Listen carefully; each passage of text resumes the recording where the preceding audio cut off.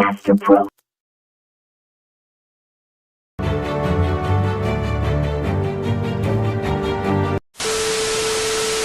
This next topic is the current divider formula. In my last video, I already discussed the voltage divider formula, which is applicable to series-connected resistors or series circuits. This current divider formula is applicable to parallel circuits.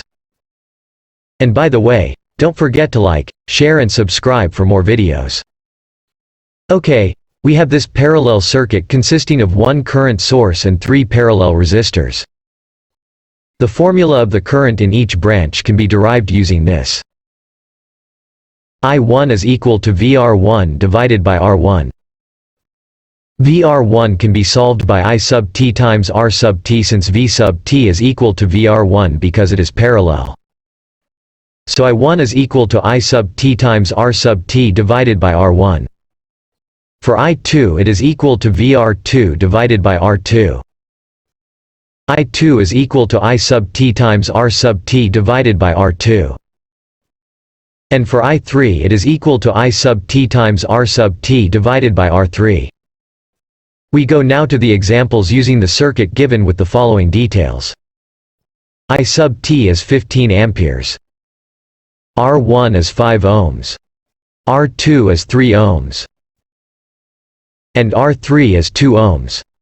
So the solution: I1 is equal to I sub t times R sub t divided by R1.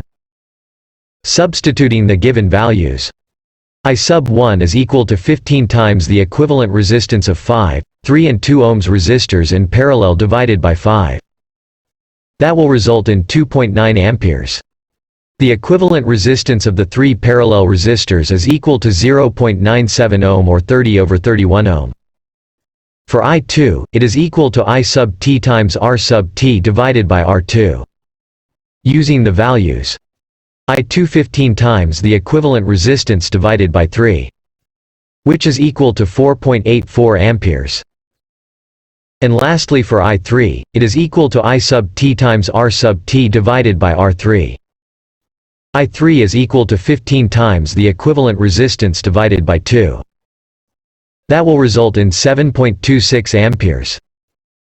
To check if the solved values are correct, you just have to add the three currents and it should be equal to the total current, which is 15 amperes. Hey guys, thank you for watching. See you on my next vlog. Please don't forget to like, share and subscribe for more videos.